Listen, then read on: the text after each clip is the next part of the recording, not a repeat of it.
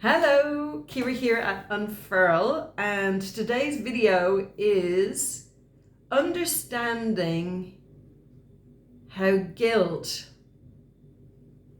when triggered, can keep us unaware of our own boundaries and stuck in codependent patterns in narcissistic codependent relationships. Japers, that's a mouthful. And the reason I'm making this video today is because it's very alive in me at the moment. This boundary transgression has happened. I've been observing the guilt pattern kick in me. And as it's happening, I'm thinking, wow, this is what happened. This is how I ended up stuck in that relational pattern, in that toxic relationship for so long, because I didn't notice what was happening. So just to rewind a little bit, I was in a toxic relationship for a very long time, and I had absolutely no awareness that I had codependent patterns, and they were coming from a place of emptiness and shame in me. I felt bad about myself, but I didn't know that. I felt wrong, bad, and not enough. And so then in this relationship, I was in the pattern of giving and doing, trying to be enough, in the hope and expectation that eventually my needs were going to be met. Right, so that's all unconscious. And then I got out of that relationship, and a lot of work has been done to meet the emptiness, meet the pain, meet the shame, and get to this place now where I'm more aware of my own needs, and that includes my boundaries.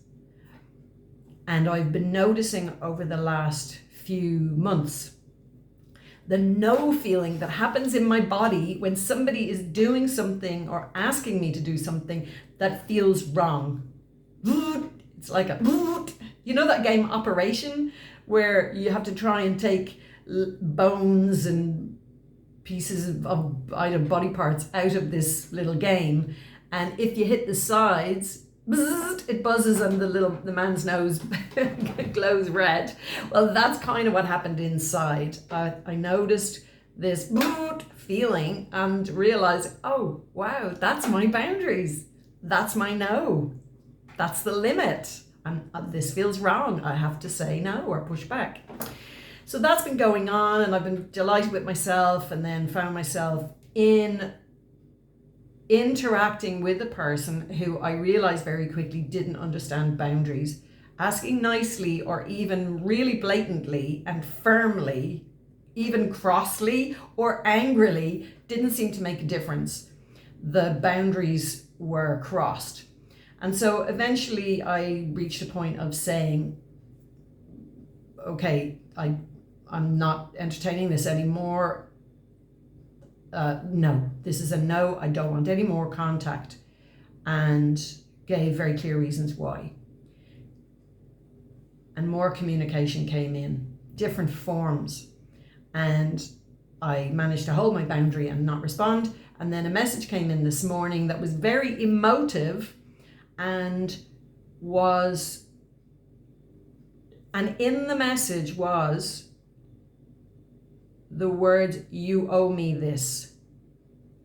I don't deserve to be blah, blah, blah, and you owe me this." So this is what happened next. I instantly found myself going, oh, maybe I do. Maybe I have been a bit harsh. Maybe I haven't handled this right. Am I being a bit cold? Okay, what's the right thing to do here? Well, maybe I should just send this one message to just explain my position again. Again, mind you, third time. And at that point, I caught myself and I went, whoa, this is how it happens. This is what happens. This is what happened back in that long relationship. And this is how I get caught. It's like there's a guilt button gets pushed by someone handing emotional responsibility over to me for their feelings and their well-being. And it triggers a response in me, which is, oh, I've got to make this okay somehow. I've got to help them feel okay. I've got to do something that I don't really want to do, but I've got to do something to satisfy them in some way. And it blew me away. It blew me away. Well, first of all, look, it blows me away to catch that process in motion and to be able to stop it, to call myself on it and go, whoa, where are you going? Stop. But also it blows me away to actually see the process by which I was operating unconsciously for so long from this place of guilt and a feeling of obligation and a feeling of responsibility for other people's feelings. I had absolutely no idea that this was how that process worked. And back in the long relationship I was in, that would have been played out over and over and over.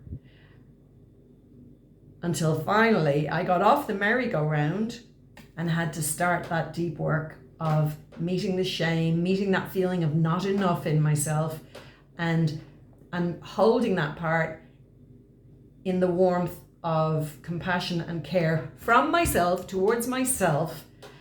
And that's when the story of not enough began to change. But here I am, like feeling like, woohoo, I'm doing it. I've got my boundaries. And then still,